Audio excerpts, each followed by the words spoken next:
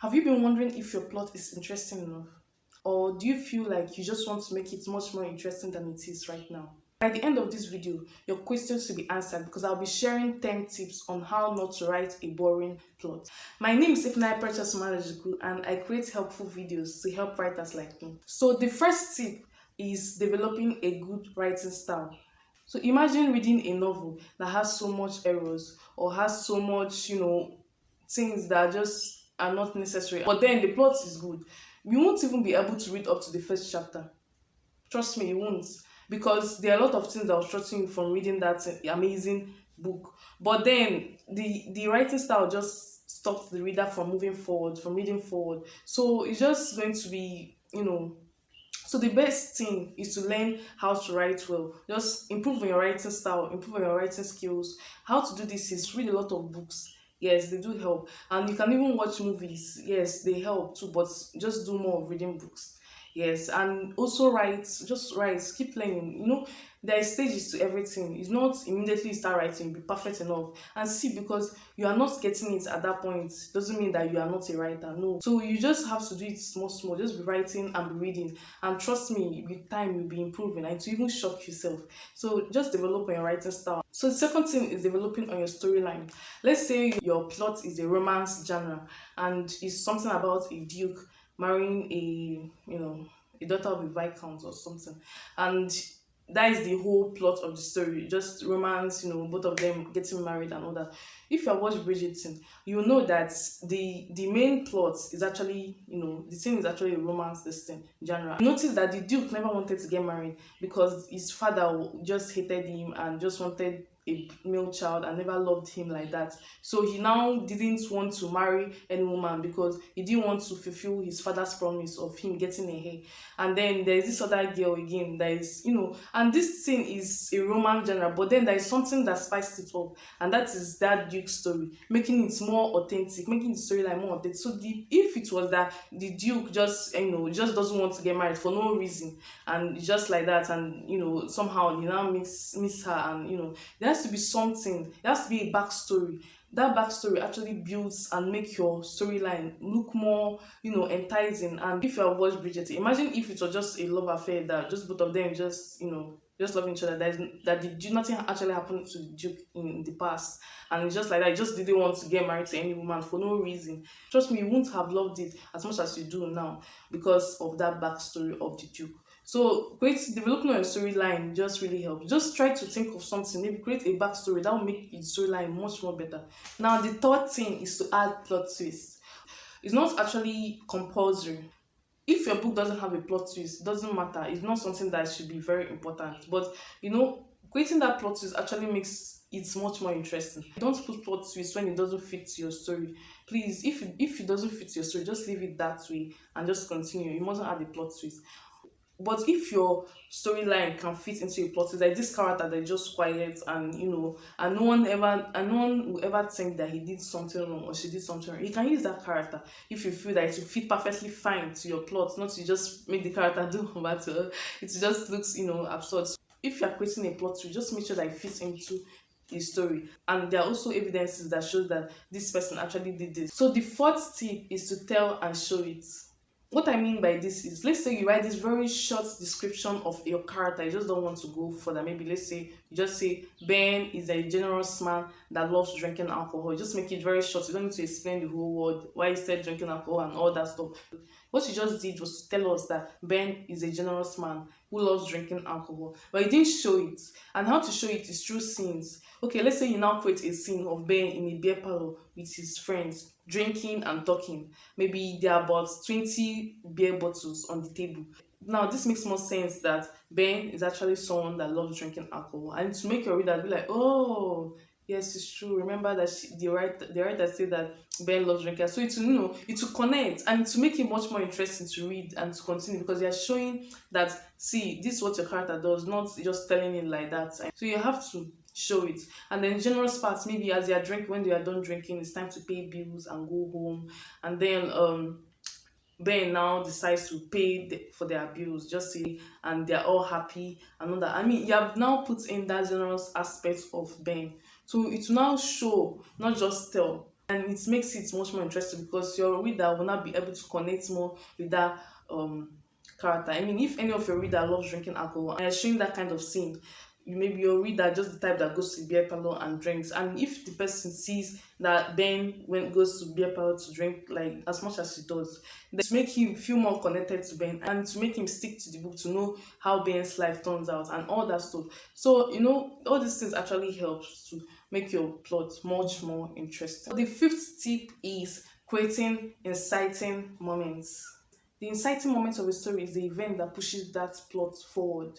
It sets the character into this kind of amazing journey. It also pushes the character to take actions and also take risks. Depends. So I'm going to give an example using a fantasy storyline or fantasy genre.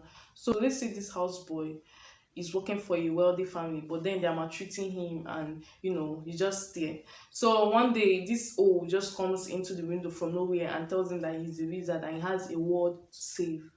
I mean, this is an exciting moment. I mean, the boy will definitely be surprised or confused, or he might even be like, no, or he might even be happy because he wants to leave that family. So it just depends on your character's personality anyway.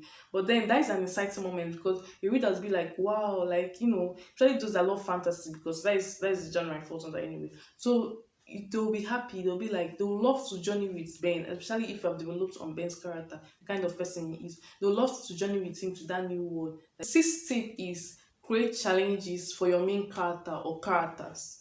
You mustn't save your main character every single time. They don't do anything, they don't try to overcome it, they don't try to fight it. It just happened like that and the character is already saved. But other side characters are falling into that same problem and just nothing is happening to them, they're just there and it's somehow you should make your main character feel strong. By doing this is placing challenges in front of them and making them overcome it. Let's say it is a rule in your story world that it is very wrong to abort a child, and then your main character has this baby and wants to abort and finally aborts it anyway, and then the king now finds out and then somehow you just make her just come out of that problem immediately, I don't know, and then she just saved. Maybe you made the king to die and the king just forgot about it and he died. So and she just free like that, nothing, no obstacle, no nothing, just there, and it just happened like that. It's not really enticing if you add that challenge in front of them and she's trying to fight it. It will make your readers who love that character to want to know what actually happened, so they'll stick to your book, making your plot much more interesting.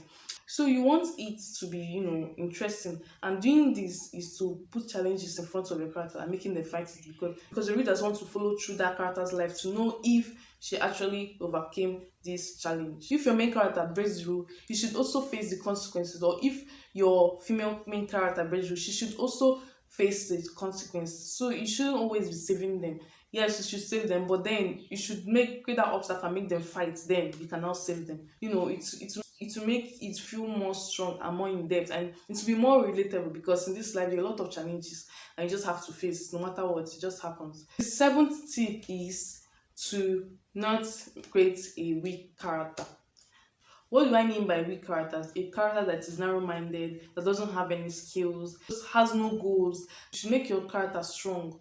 You should not make them look, so weak and just never not developed enough. If your character is weak, it will not entice your readers. So which means your plot will be boring because nothing special, nothing relatable is happening. I mean, a plot that is relatable is actually turns out to be much more interesting because you're able to relate to that person. So you'll be like, let's say it's a funny scene and you relate to it, you might just laugh. So and you want to continue reading more. So it'll be interesting.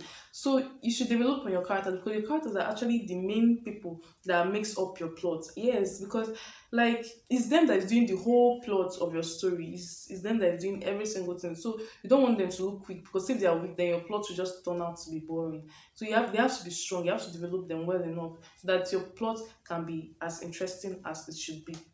To create a character with a strong personality, they should have a goal, like something that will keep them going throughout that story. I mean, in this world, we each have goals, something you want to achieve. So create that goal for your character so your reader will also follow through. So help your reader stick to that character more, that they'll be like, oh, I want to know what actually happened at the end, if she or he later achieved this goal. So, you should you should create that goal, and also let they have skill, let they have something they are good at, let they not just be there and just, maybe other side characters that are just helping them, the character just pops out of nowhere and help them.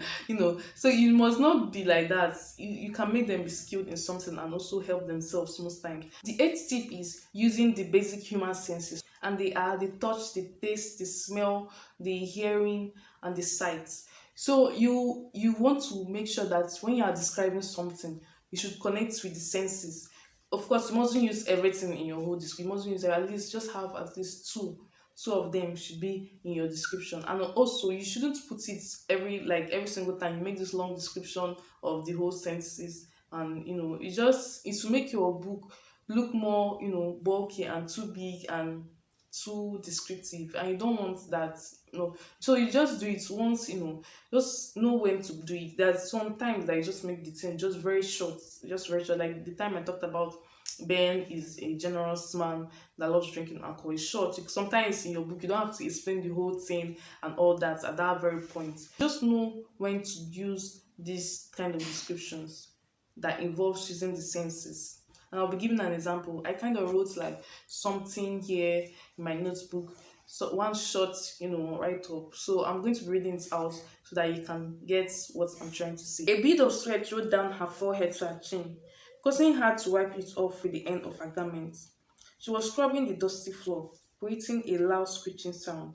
Seeing the lather that formed in the foamy water she used for cleaning, she dipped her brush into it. The water was so cold that it made her hand go numb. Quickly, she pulled it out.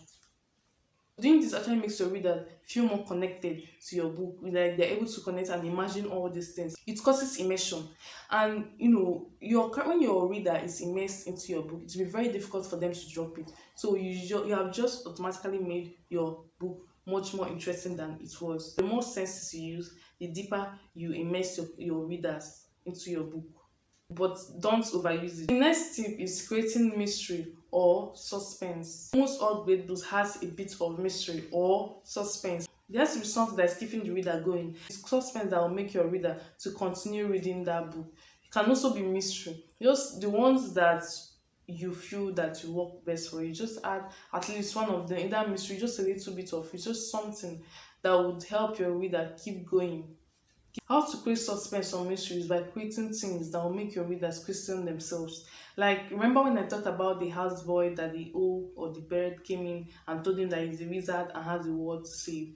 Doing this has actually created suspense, because they'll be like, wow, they want to flip to the next page and know what actually happened in that word, when the kind of words is going to say. That's what you want, and doing this will make your plot much more interesting than it is right now. The last tip is your story mustn't be unpredictable. There are some storylines that just fit best to being predictable. Now let's talk about the Bridgerton movie. The story was predictable because Diana and Simon, I think that is his name, the Duke and the daughter of the Viscount, later got married at the end. I mean, it's predictable that they got married at the end. But imagine you're trying to make it unpredictable and then you make her Diana, I think her name is Diana. I don't know. So you now make her kill Simon for no reason, because you're trying to make it unpredictable. Does it fit? No. It's not every time that an unpredictable idea just fits perfect to your storyline. I'm not saying that unpredictable stories are bad. No, that's not what I'm saying at all. But what I'm trying to say is that don't force your story to be unpredictable when you know that it will fit perfectly fine and perfectly way better being predictable. So this is the end of this video, and I hope it was very helpful to you. If it was, I want to receive other amazing related videos like this, then please subscribe and hit that notification button so you can always get notified whenever I upload a new video. So till next time.